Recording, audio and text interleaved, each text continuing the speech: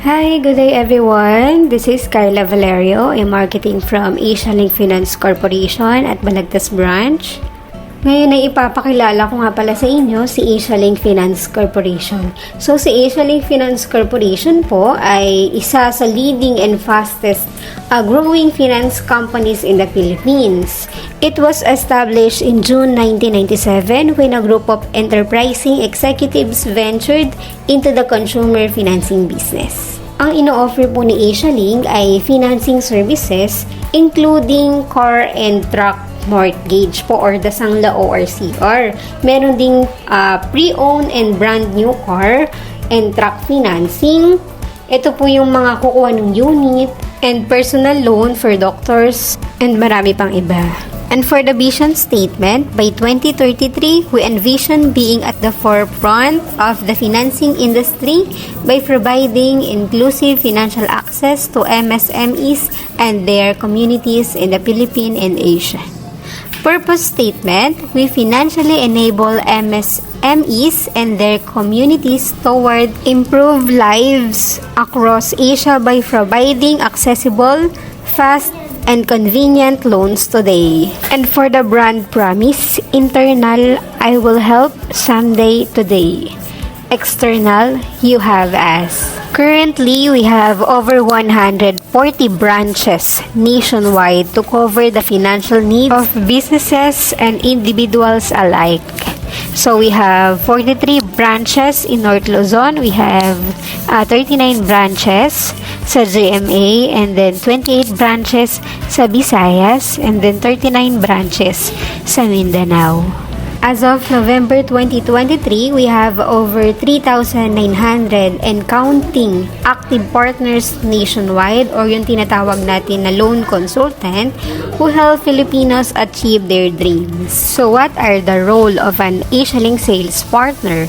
Loan consultant and dealers ay tinatawag namin na freelance sales partner of Asia Link Finance Corporation. They work at their convenience anytime, anywhere. So ang gagawin ni loan consultant or ni dealer o yung tinatawag nating freelance sales partner, meron ditong A to C. A, market the loan products and services of Asia Link Finance Corporation. Syempre, kailangan dapat alam natin. Second is screen applications and answer client concern. I-check nyo yung mga documents nila, ganun.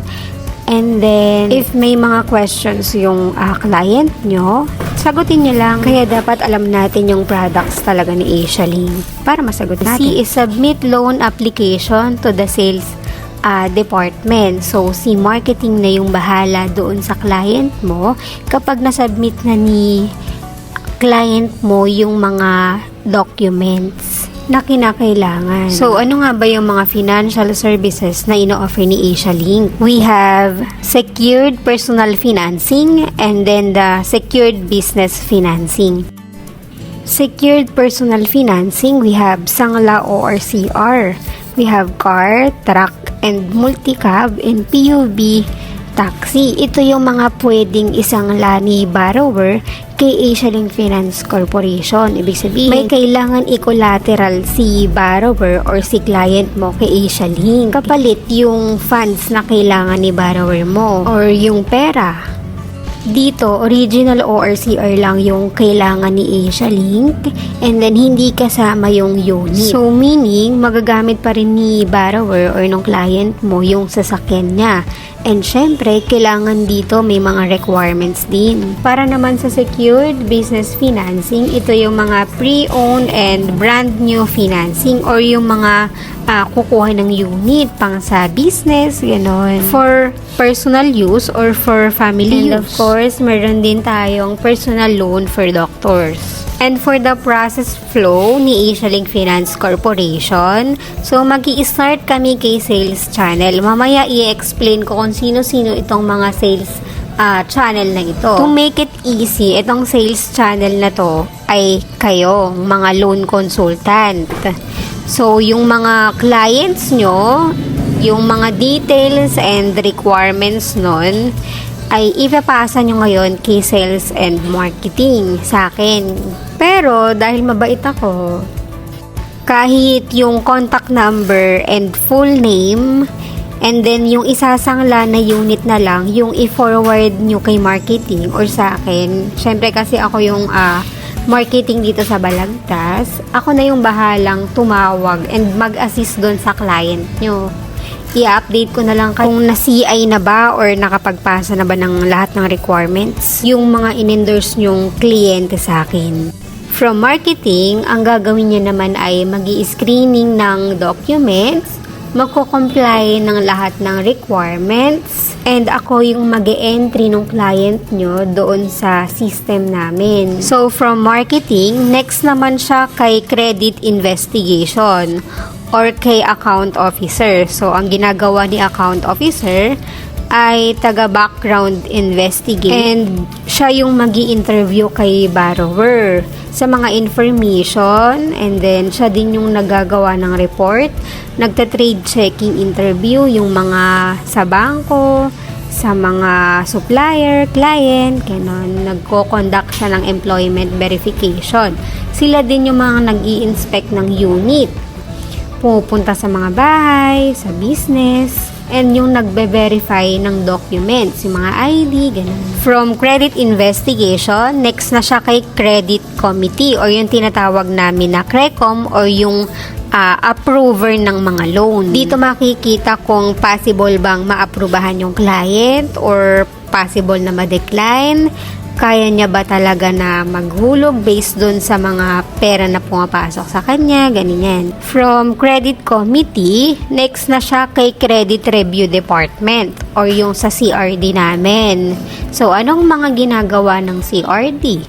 Sila yung nagpa-final interview doon sa borrower or client nyo. Sila yung sa online bank interview verification. Sila yung mga nag-online employment verification. Sila din yung nag-check nung ORCR if talagang legit ba talaga.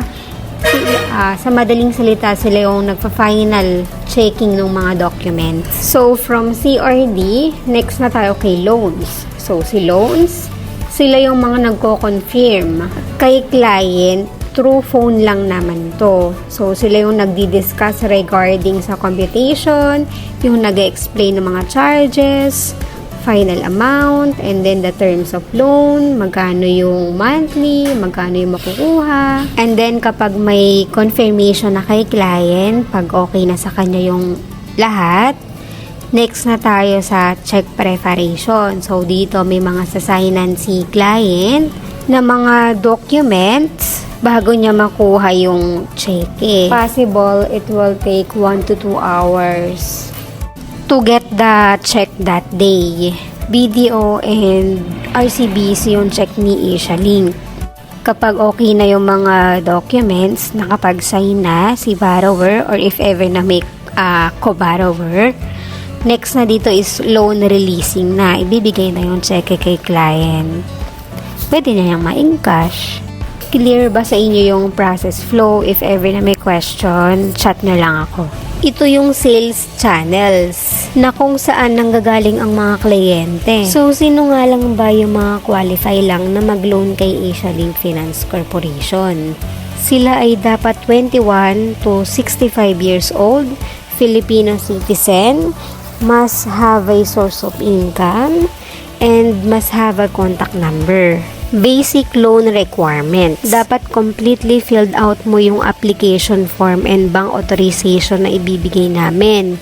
2x2 picture, 2 valid government issue IDs, latest original water bill or electric bill or landline bills, proof of residency, documented proof of income.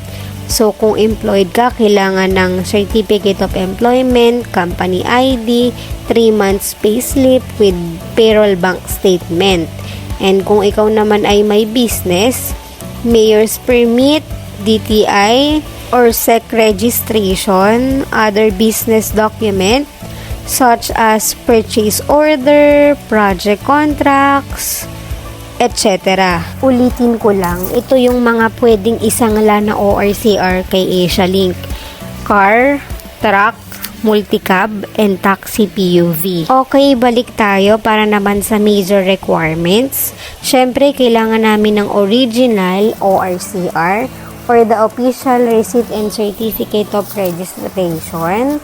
And then the latest picture of vehicle, proof of TIN, franchise or permit to operate for taxi, PUV, and basic loan requirements. At para naman sa financing or yung mga taong kukuha ng mga unit, ang major requirements sa kanila ay ganun lang din, may nadagdag lamang na offer to sell and price quotation and then the number of seller. And para naman sa personal loan for doctors, ang major requirements ay Professional Regulation Commission or the PRCID or proof of renewal kung expired, and then the 3 months bank statement, and then the basic loan requirements. Ito yung rates natin per product. So dito meron tayong column na 6, the loan product, and then the year model, the interest rate, and then the processing fee, maximum terms, and then the partner's commission.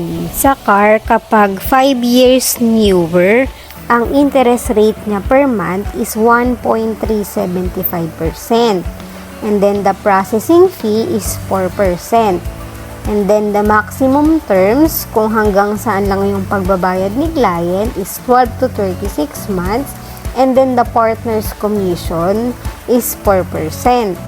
So, sa interest rate sa car ay magbabase tayo sa year model ng client. At para naman sa sangla ORCR ng mga truck, so base sa pagkakaalam ko ngayon and as per Creco, 15 years old lang na truck yung ina-accept. And then, yung interest rate nga ay magbabase sa terms ng client. So, if 12 to 24 months, ang interest rate niya ay 1.5%. And if 36 months naman ay 1.75%. And then the processing fee is 5%. And then the partner's commission ay 4%. At para naman sa multi-cab, ang interest rate niya is 2.075%, and then the processing fee is 5%. Terms of payment 12 to 24 months, and then the partner's commission is 3%. Also in PUV and taxi loan, interest rate is 2.075%. Ang processing fee is 5.5%. Terms of payment 12 months, and then the partner's commission is 3%. At para naman sa personal loan for doctors, ang interest rate per month is 1.825%. The processing fee is 5%. Terms of payment 12 to 24 months, and then the partner's commission is 5%. Dito naman tayo kung paano mako-compute yung amortization ni client or yung monthly payment niya. As you can see, mayroon ditong approved amount na 500,000, and then the interest rate na 2.25%, and then the terms ng 6 months. How to get the total interest? Approved amount or yung tinatawag na kung magkano na-release yung client times interest rate, and then times mo ulit sa terms. Ganito, i-calculate nyo muna yung approved amount times interest rate. Ganito, 500,000 times 2.25% equal. Then, yung total, i-times mo ulit sa 6. Ang lalabas, 67,500. Tama? Next, the PN value. So, ito na yung pinagsamang approved amount ni client with interest na. Kumbaga, ito na yung binabayaran ni client.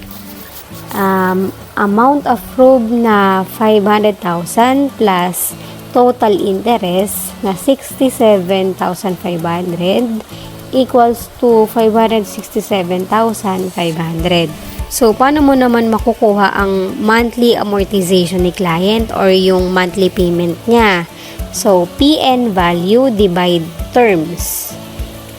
is equal to 94,583.33. Next, the Partners Code of Conduct. Ito yung mga kailangan nating iwasang gawin. Do not collect unnecessary charges or money from clients.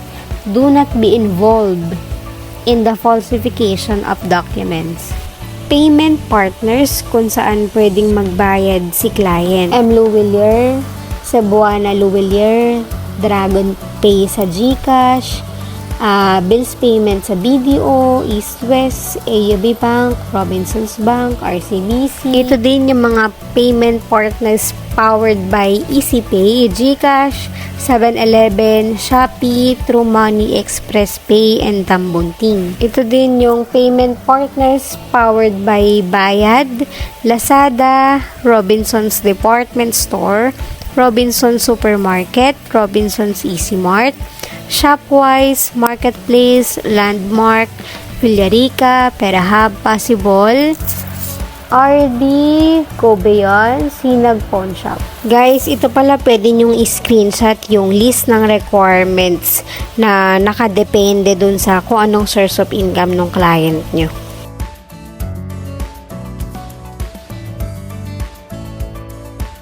Sana po ay may natutunan kayo. Thank you po!